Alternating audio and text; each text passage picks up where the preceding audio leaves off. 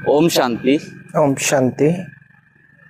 मेरे सभी भाई बहनों, आपने देखा होगा हमारे चैनल पे जितने भी अनुभव आए हैं वो या तो हमें लोगों ने रिकॉर्ड करके भेजे हैं वीडियो ऑडियो के माध्यम से, लेकिन आज पहली बार हमारे साथ अनुभव अपना शेयर करने आए हैं पंजाब जालंधर से परमिंदर भाई जी।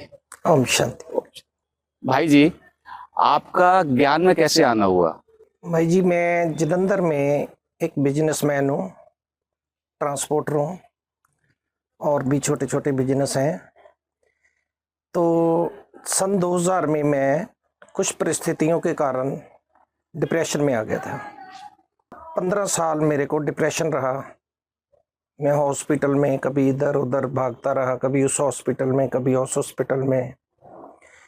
तो 15 साल में मेरे को कुछ 8 साल ऐसे थे जिसमें सीवियर डिप्रेशन था।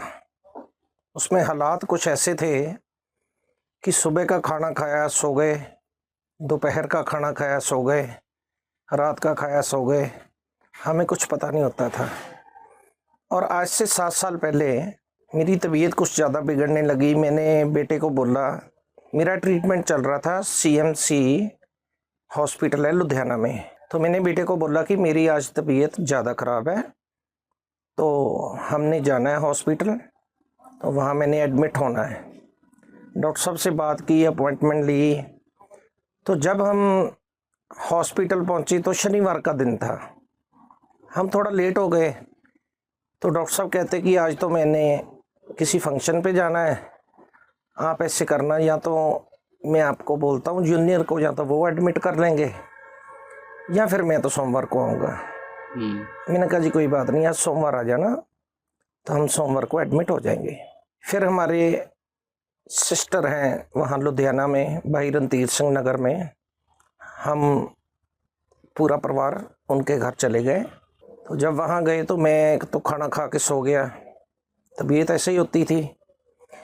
तो इन्होंने बैठ के आपस में मशवरा किया। जब मैं 4 बजे उठा तो फिर इन्होंने मेरे से बात की कि यहाँ पर ब्रह्मा कुमारियों का सेंटर है जी। तो वहाँ डिप्रेशन के बहुत पेशेंट ठीक हुए हैं कि आप सारी उम्र आपने दवाई खाते रहना है। तो मैंने कहा चलो ठीक है, अब हम सोमवार को हॉस्पिटल नहीं जाएंगे, तो हम ब्रह्मा कुमारियों के सेंटर चलते हैं। तो जैसे ही मैं अंदर एंटर हुआ और मेरे को बहुत एक सुख शांति, जैसे बहुत अच्छी वाइब्रेशन, ऐसी अनुभूति हुई कि ये कोई खास ही जगह है। मैंने बचपन में ही सुना था गॉड इज वन, कि परमात्मा एक ही है जी। तो उन्होंने कहा कि आप 7 दिन का कोर्स करो। अब वहाँ मेरे को बहुत अच्छा लगा। तो सच पूछो तो हॉस्पिटल तो मैं भूल ही गया कि हॉस्पिटल जाना भी है। इतना मेरे को वहाँ जाके फ़र्क लगा। फिर 7 डेज कोर्स जब शुरू हुआ, बड़े बहन जी जो साथ थे उन्होंने पूछा, कहते भाई जी आप कब से चल रहे हो ज्ञान में? मैंने कहा दीदी अभी तो 3 दिन हुए हैं। तो उन्होंने ऐसे ही प्रसाद उठाया और मेरे को दे दिया और साथ में वरदान दिया विजय भव। अब मेरे को विजय भव की समझ नहीं थी कि विजय भव किसको कहते हैं जी। तो मैं प्रसाद खाया, मैंने खुशी मेरे को बहुत थी और मैंने ऐसे मार्केट में निकल गया। परिवार तो मेरा सारा वापस चला गया क्योंकि हॉस्पिटल में तो अब एडमिट होना नहीं था। अब बीच में मैं आपको ये बता दूं कि मैं 45 साल, जो हमारी शायद कई पिछली पीढ़ियां भी ऐसी होंगी जो सब नॉन वेज खाते हैं। अच्छा, मैं भी 45 साल से नॉन वेज खा रहा था। मेरे को याद है कि मैं 5-6-7 साल का था तो 30 साल से मैं ड्रिंक कर रहा था, शराब भी पी रहा था। तो उस दिन मैंने नॉन वेज खाना था। मेरे को अब लुधियाना में 5 दिन हो गए थे। मैं एक और आपको बीच में बता दूं कि मेरे घर परिवार वाले, रिश्तेदार, मेरे दोस्त और मेरा डॉक्टर, ये सब मेरे को रोकते थे कि आप डिप्रेशन के पेशेंट हो, इतनी स्ट्रॉन्ग दवाई आप खाते हो, तो आप ड्रिंक करना छोड़ दो। तो मेरे डॉक्टर साहब जब मैं जाता था तो यही बात करते थे कि आप ना भाई साहब ड्रिंक करना छोड़ दो। तो मैं उनको कहता था कि 2 साल पहले मर जाएंगे, मैं ड्रिंक नहीं छोड़ूंगा।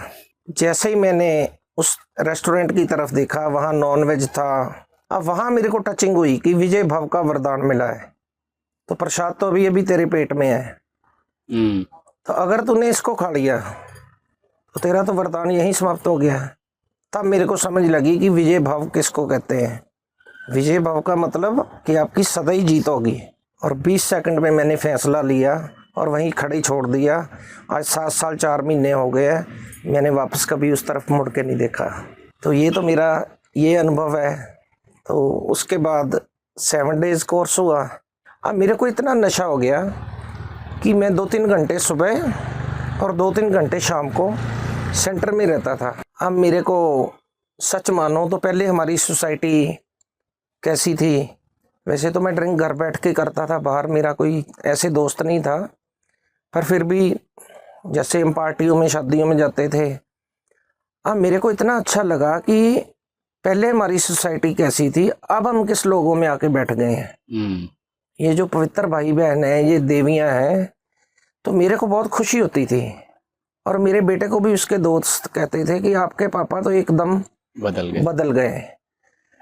और भाई जी धीरे धीरे धीरे मेरा डिप्रेशन भी जो 3 महीने में वो दूर हो गया। अब सुबह शाम में सेंटर जाने लगा, तो आज तकरीबन 7 साल 4 महीने हो गए हैं। फिर मैंने पीछे मुड़ के नहीं देखा। वो कहते ना सच्चे मार्ग चल दिया जी, उस्तत करे जहान। अब क्या है कि मेरी तरफ देख देख के आज भी मधुबन, और पीछे भी मैं आया था 6 महीने पहले, बहुत नए भाई बहन आए थे उस वक्त, और वो देख रहे थे कि ये कहाँ जाते हैं, जरा हम भी देख के आए कि वहाँ क्या है। तो ये तो मेरा ये अनुभव है। और मेरा खुद का परिवर्तन हुआ ये परमपिता परमात्मा ने। हम तो हॉस्पिटल में थे, उसने उठा लिया। एक बात मैं और बताऊंगा आपको कि जैसे 40 के करीब भाई बहन, 35, 40, 50 के करीब जो डिप्रेशन से बाहर हो गए, मेरा अनुभव सुन के आपके साथ जुड़ के जी। मतलब आपने इस 40 लोगों की आत्मा को परिवर्तित किया। हाँ, परिवर्तन हुआ। बाकी मेरा ज्ञान अमृत में भी छपा था, तब यहाँ ज्ञान अमृत 3-3.5 लाख छपता था। शिव मंत्रन में भी आया मार्च 2020 में मेरा अनुभव। कुछ 1-2 लोग ऐसे भी थे जो सुसाइड पर तुले हुए थे कि हमने सुसाइड करनी है। एक को तो गुड़गांव के थे, उनको जलंधर बुला लिया मैंने, वहाँ 7 डेज कोर्स कराया। तो उस कोर्स करने के बाद अपने ही लौकिक में रिश्तेदारी थे, कोर्स करके वो वापस चले गए। कहते जिंदगी वो नहीं है, जिंदगी ये है। अपने आप को खत्म करना ये जिंदगी नहीं है। आपने भाई जी भी बोला आप जिस सेंटर पे थे वहाँ पे जो दीदियां थी वो जानकी दादी की सेवा में रही, उनके साथ रही। और आज आप देखिए जानकी दादी के स्तंभ के नीचे ही बैठे हैं। जी जी जी। तो ये एक संकेत देता है कि आपने जिसको दिल से माना वो आपके पास है। जी, जब मेरा शिव मंत्रन में आया था ना अनुभव, तो मेरे ये संकल्प चलते थे कि दादी जानकी जी के साथ ही मेरा है। तो उसी पेज पे मेरा आया था। जब मैंने देखा छपा हुआ तो मेरे को इस बात की बड़ी खुशी हुई कि 35, 40, 50 के करीब भाई बहन जो डिप्रेशन मुक्त हुए, तो जो उन्होंने हमारे में उमंग उत्साह देखा, आज वो भी हम ऐसे ही हो गए जैसे हम हैं। वो डिप्रेशन मुक्त हो गए। कुछ सुसाइड से भी 1-2 जैसे मैंने आपको बताया कि बिल्कुल तैयारी में थे। जब हम मेडिटेशन करते हैं तो मेडिसिन निकल जाती है। बिल्कुल सही, ठीक है जी। पहले तो जो डिप्रेशन वाला पेशेंट है उसकी मेडिसिन छूटती नहीं है।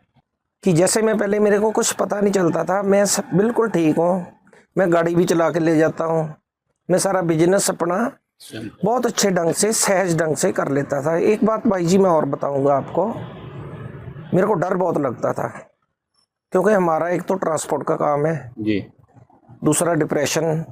मेरे 2 फोन 24 घंटे ऑन रहते थे, और रात को 2 बजे भी फोन आए तो पहली रिंग पे मैं फोन उठाता था कि लाइन ही ऐसी है ट्रांसपोर्ट की, कहीं कुछ हो ना गया हो। जब मैं ज्ञान में आया तो मेरा डर खत्म हो गया।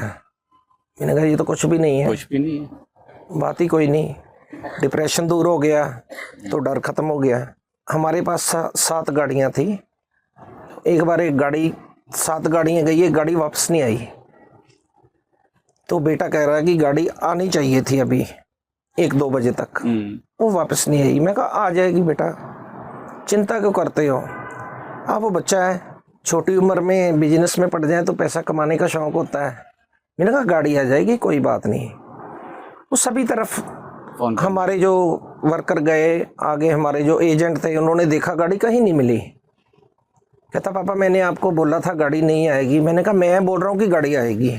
अब हुआ का फिर एक दिन हमने दूसरे दिन 2 लड़के भेजे। मैंने कहा जो पुल होते हैं ना, उनके ये नीचे वाली जो जगह होती है वो चेक करके आओ। फिर वो स्पेशल गए तो एक पुल के नीचे ड्राइवर गाड़ी लगा के सोया पड़ा था।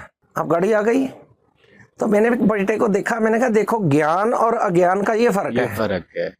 आपने तो अपना खून सुखा लिया पर मेरे को कुछ नहीं हुआ। मैंने आपको कल भी समझाया था बेटे, 7 गाड़ियां हैं, अगर मान लो 6 भी रह जाएंगी तो खाना तो रोटी है जी, बिल्कुल। हो सकता है अगले साल 12 भी हो जाएंगी। मेरी वो इस बात से प्रभावित बहुत हुआ है, वो भी स्ट्रांग हो गया।